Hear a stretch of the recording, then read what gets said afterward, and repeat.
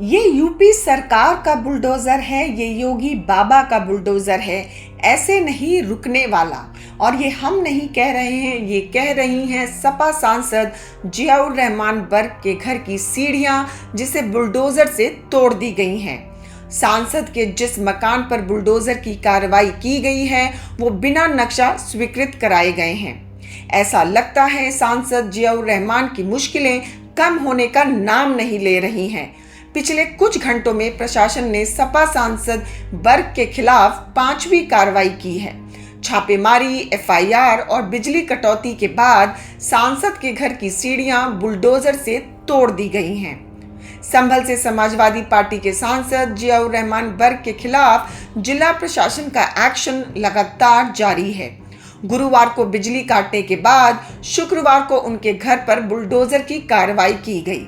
प्रशासन और नगर पालिका की टीम ने सांसद के घर के बाहर नालियों पर अवैध अतिक्रमण को ध्वस्त कर दिया।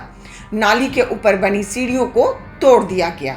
और अगर बात करें बिजली विभाग के एक्शन की, तो Uttar Pradesh power corporation limited यानी कि यूपीपीसीएल ने बर्क पर कथित बिजली चोरी का मामला दर्ज कर उन पर करीब 2 करोड़ रुपए का जुर्माना लगाया है और उनके पिता के खिलाफ गुरुवार को संभल में छापेमारी के दौरान निगम कर्मचारियों को कथित तौर पर धमकाने का मामला दर्ज किया है।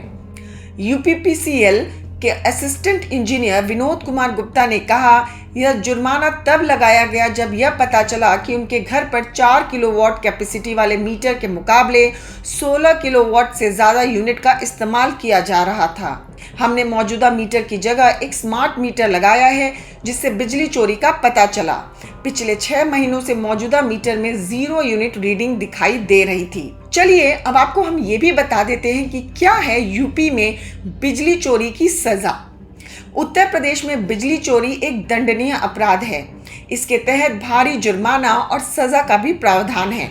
बता दें कि विद्युत अधिनियम 2003 के तहत बिजली चोरी पकड़े जाने पर 24 घंटे के भीतर एफआईआर दर्ज करवाना अनिवार्य है।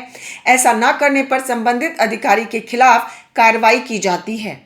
नियम के मुताबिक 10 किलोवाट से कम बिजली चोरी करने पर पहले अपराध में चोरी की गई बिजली की रकम का कम से कम 3 गुना जुर्माना लगाया जाता है। वहीं दूसरी बार बिजली चोरी करते पकड़े जाने पर कम से कम 6 गुना जुर्माना लगाया जाता है।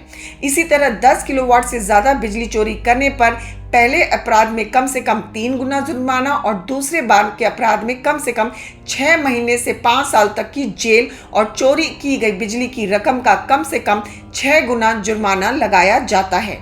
इतना ही नहीं, अपराधी की बिजली सप्लाई भी कम से कम 3 महीने के लिए काट दी जाती है।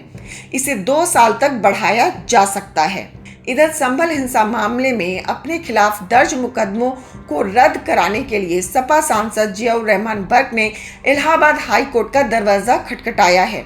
याचिका में उन्होंने कहा कि वह एक पढ़े लिखे और शिक्षित सांसद हैं। आशंका जताई है कि पुलिस उन्हें कभी भी गिरफ्तार कर सकती है।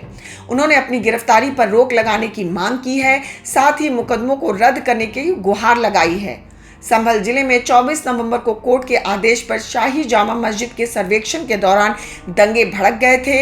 इसमें 5 लोगों की मौत हो गई थी। सीओ समेत लगभग 2 दर्जन लोग घायल भी हो गए थे। हिंसा के बाद पुलिस ने उपद्रवियों पर कई एफआईआर दर्ज की। इसमें से एक में सपा सांसद जियाउर रहमान बर्क और सपा से शहर विधायक इकबाल महमूद के बेटे सुहेल इकबाल को भी नामजद किया गया है। सांसद बर्क पर आरोप है कि उन्होंने भड़काऊ भाषण देकर भीड़ को उकसाया, जबकि सुहेल पर दंगाइयों को उकसाकर सीओ पर गोली चलवाने का आरोप है।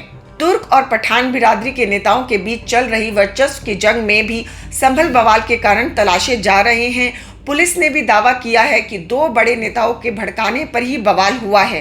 केस में दोनों को नामजद भी किया गया है। संभल में सपा सांसद जियाउर रहमान बर्क और सपा विधायक इकबाल महबूब के परिवारों के बीच लंबे समय से राजनीतिक वर्चस्व की जंग है। बर्क तुर्क बिरादरी से हैं और इकबाल महमूद पठान हैं। संभल में दोनों अपना अपना वर्चस्व कायम रखना चाहते हैं। खैर, उत्तर प्रदेश सरकार ने संभल में अतिक्रमण और बिजली चोरी के खिलाफ अभियान जारी रखा है। 24 नवंबर को संभल में शाही जामा मस्जिद के सर्वेक्षण के दौरान हुई हिंसा के बाद यह अभियान तेज कर दिया गया है।